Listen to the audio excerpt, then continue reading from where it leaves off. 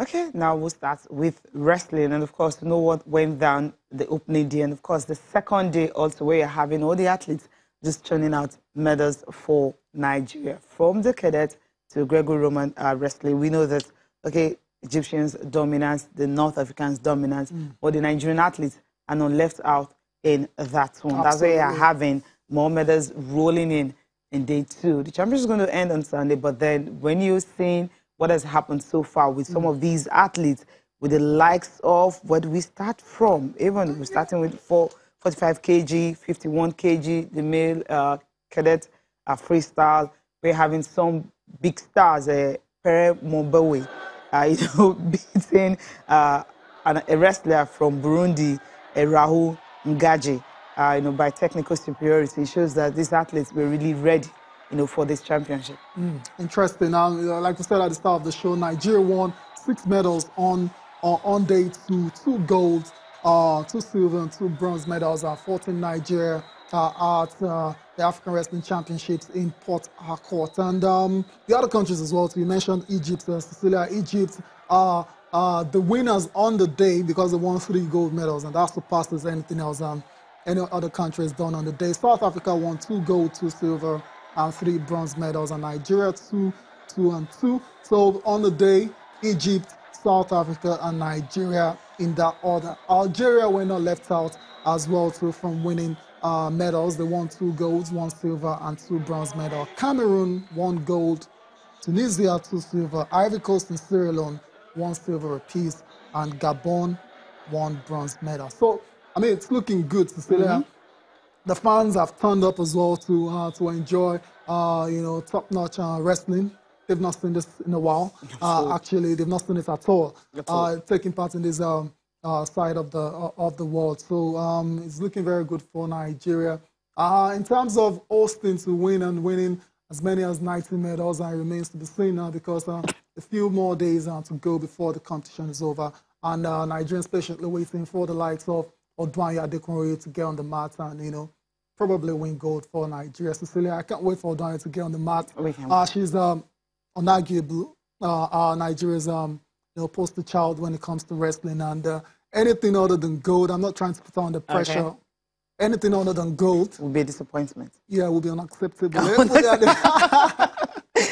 going too far. But I know how good she can be. But then, the way the spectators came out in the first day to actually witness this, should I use a historic moment? That's what I'll use for it. Because they haven't seen this in Port Harcourt before, hosting Africa here and ensuring that they will be able to get something huge out of this. Now, for these fans, seeing Adekunroye, the day she's going to compete, I mean, I think this hall will be fuller than this. Exactly, because the cadet and the junior categories has been going on, and you're having this kind massive crowd. Exactly. Just so imagine when what's the senior guys and when girls, the senior guys start. So and exciting is likely times to be today. Exciting times for Nigerian wrestling and African wrestling in general. Cecilia, I mean, the guy Daniel Igali, Olympic champion.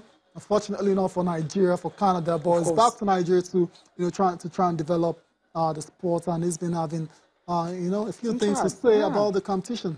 Yeah, not surprised by what the Wrestling Federation president is saying concerning Team Nigeria performance here. He said he's not surprised by it, and the fact that he knows that they would have been able to do something really wonderful here, and the fact that some athletes have even qualified for the Commonwealth Games and also for the Youth Olympics based on this championship. We'll listen to him now. I think Team Nigeria has done well. These are the opportunities we are looking for these young athletes, to have them exposed to major international tournaments at a young age, and I think we've achieved that feat. A lot of the athletes were invigorated. The governor was there, the minister was there, they were crazy wrestling fans. And that normally gives you something extra in the tournament, and I was pleased to see some athletes even perform beyond their normal capabilities. I have a few qualifications from the Youth Olympic Games. I would need to have the facts to be able to give you the authentic results of the qualifications we've had so far. Okay, in some of the results we have Okoro Peter. He has qualified for the Youth Olympics. Yetunde Oluwatoyi. He has also qualified. Then you have Mercy Adekunroye Of course, she has qualified. Esther Kolawole and Cecilia James, all of them have qualified for the 2018 Youth Olympics that will be taking place in Argentina later in the year. Awesome. So this is a good one already for these crop of wrestlers that have used this opportunity to ensure that they, they're getting something out of this. Absolutely. I mean, those names are the names to watch out for in the next couple of years. Cecilia, Messi, especially, trying to live up to what her sisters, the mark that her sisters laid down over the years as well. To Ukoro Peter, Yetunde Oluwatoye as well. To, great prospects that, need support to go on and achieve great things in wrestling. The 2018 Olympics, Youth Olympics, we know situations when it comes to this in Nigeria. Hopefully the authorities ensure that these all qualified athletes must compete. Because if they don't go, it's not going to be a good one. It's not going to be a good one. It's a drawback in their progression as wrestlers if they don't go to a competition of that nature. So Daniel Igali as well, to the Wrestling Federation of Nigeria, and the sports ministry and the NOC, all those guys in charge of sports in the country have to ensure that these young Nigerian athletes go there. I mean, we can go on and on about what's been happening before. So we're expecting Ukoro Peter. I mean, he's from Bauchi State. He's very young. For him to have been able to defeat someone from Egypt, Abdulaziz, 4-0 in the final, that's impressive. So the only way you can ensure that he progressed, winning gold in that 55 kg, is the fact that he will have to be at the Youth Olympics. I think maybe we're better now. I think they'll definitely go, because I mean it's more like a different era, especially when the sports minister is always at most of these events. It shows that he's supporting it, and not just that. I mean, he says his focus is going to be on grassroots. I mean, if it's going to be on grassroots, this is what you're going to do. If you're having these cadets having this kind of performances here, the only way you can support them, more championships, and also going for major international tournaments that they've qualified for.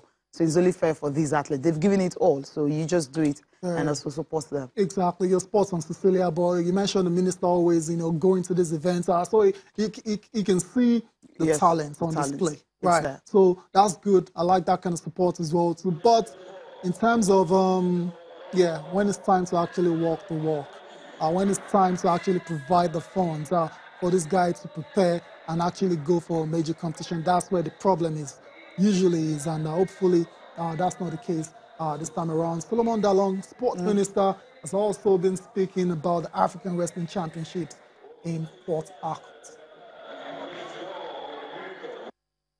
What I have seen here is demonstration of growth in sports development in Nigeria. Because if you look at the state-of-the-art facility that was put in place to house this international competition, is quite amazing. That is evidence that if leadership is determined to improve on sports development, sports will make progress. General quality of the performance and the spirit of competition, and even the attendance from the African countries that are represented here. Two things abound. First, Nigeria is coming up to take its place as a leader in sports. Second, this is the first time in West Africa we are hosting this type of competition. Lastly, this competition is a prelude to the production of athletes that will represent Africa in the forthcoming international competitions, especially the Commonwealth in Gold Coast, Australia, and the Olympics in Tokyo 2020.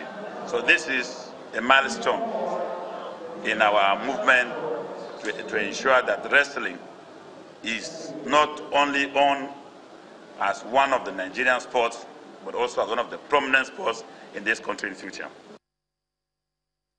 Yeah, right. You can say the future is now as well. I mean, great talents on display, on parade at the African Wrestling Championships in Port Harcourt. Let's move on with the show now. We'll definitely keep you, posted with more medals as soon as they come in on the show. Let's talk about the 2018 Commonwealth Games. We're still talking about international sports, and that will feature Nigerian athletes. And let's talk about athletics. Cecilia, athletics used to be Nigeria's strong point. Yeah, back in the days. I mean, great sprinters, 100, 200, 400, the relays.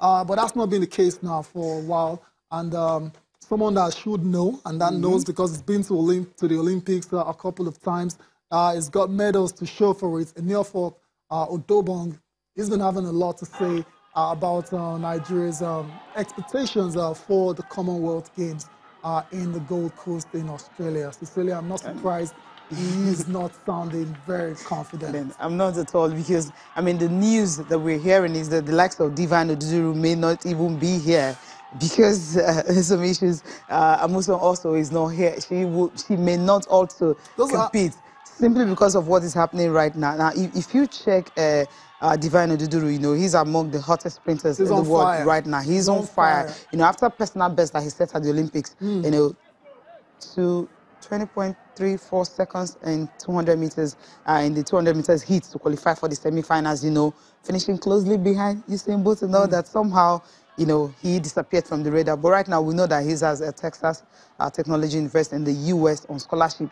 So after that injury he had, you know, he opened the season with a very good time. It's 6.66 seconds, it's 60 meters in January. So February 2, he ran a personal best of 20.49 seconds. And to win the 200 meters at Texas University and all that. But then what they're saying now is the fact that these athletes may not be available simply because this is the time, you know, for the NCAA and all that. They know they need to fulfill, you know, the scholarship, you know, what they promised. I mean, your grades have to be good, you have to run well and all that. But at this time of the Olympics, when it's being held in April, you know, in Australia, you know, it's not, most of these athletes may not have the opportunity to actually leave this school and come here to compete. And what does that mean? And that means you have to depend. That's why you have to take care of the home front. I mean, it's not to other countries, that's the way it is. The foreign-based players are not available easily. The guys at home are as good, if not better. But that's not the situation in Nigeria. When the foreign-based players don't show up, same like in football, when they don't show up, everyone panics because what is at home is simply they can't measure up to standard. But if they can't make it, you've got to, you know, put up athletes, or you can't just go there and leave your space empty. I don't know how many athletes they're going to pick, but then the ones that have qualified for the Commonwealth Games, they know that they have to pick them, the likes of Patience, Oko George and all that, those some of these athletes that have qualified. But then it's going to be very painful not to have our great hurdler talking about Tobilola Amuson. She's one of those athletes also that may just, this is all speculation, but then if you judge with the calendar of the American universities and all that, and the championship they usually compete in, this may not just be the right time for them to leave and to want to compete. But I think we may just have a surprise, you know, with us that may just, you know, help us get it. Maybe we'll stop talking and listen to someone who knows very well the reason why we're thinking some of these athletes may not be around. In terms of competition, in terms of time to let the athletes run, it's a good thing. It's early in the year. Athletes don't normally have many races. Athletes are not always fully prepared by this time. So the more they run, the more they can get themselves in shape for the Commonwealth Games, which I hope Nigerians will be at least 60 or 70% ready by the time we're there. The last time was in the summer and was after most of the biggest competitions. Now it's going to happen at the beginning of the spring. And most of the time, most of our best athletes are in the thick of competition in the US, especially they have to fulfill their scholarship requirements. They have to compete in the conferences at the NCs. So those that are in the US are not going to be able to appear. Those that are doing well in Europe, it's too early in the season for them to peak, so that they might not be ready. Because if they peak at that point, they are forfeiting their summer. And that's going to be bad for the professional athletes. So I think the best bet we had is if we had a pool of athletes at home. And that's what we don't, because we have not prepared them. You have a pool of athletes at home, you can now take a second team. Well, like we did it. We did that in 99, we did that in 2000, we've done that in 2001. You always have a very strong core at home. And the Jamaicans have that. So even when you don't see the best Jamaicans, you see good Jamaicans. The South Africans are lucky because their own season peaked by the winter, and it's the peak of their season, and they're going to have a strong team. But in Nigeria, we don't have a very strong core, we don't have a strong base. So we might struggle a little bit, but I feel that one or two outstanding athletes that we have will do very well. Few athletes might just do very well. How many of them? That's the big question. So he's not really sounding confident this morning, and I understand why that is. the way it is, simply because of what we've seen, so far. But I love what he said about the South African athletes and all that, the athletics and all, what they've been able to do, and also the Jamaicans, what they've been able to do and all that. Well, we'll go for a break now. We'll come back. Maybe we'll listen to Tunde Popola, how confident he is concerning the Commonwealth Games.